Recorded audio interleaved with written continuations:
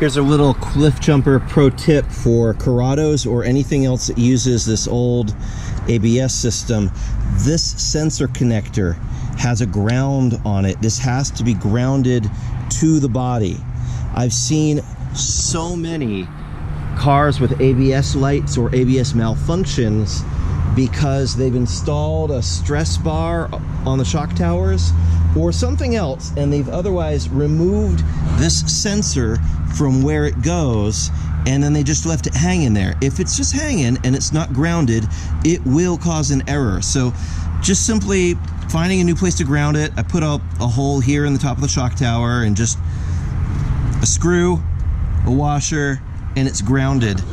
And we call it good, and then it doesn't have any error code. So that's just, if you have a flashing error code in your ABS system, it's often either the accumulator, which is kind of a bomb looking thing that was on top of the ABS assembly while we were dealing with the motor mount. You could see that in the video.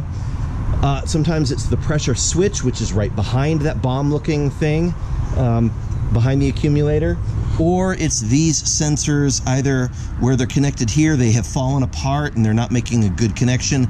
Right here, where the two halves snap together, they can get corrosion in there. Unplugging them, cleaning them, plugging them back together, and then securing them with a mild adhesive will fix that. And then the sensor and the wheel itself will often corrode and fall apart, just rust away to nothing. So those are like the big things that cause ABS issues. If you have a Corrado with ABS and you wonder why the light is flashing, it's usually one of those things.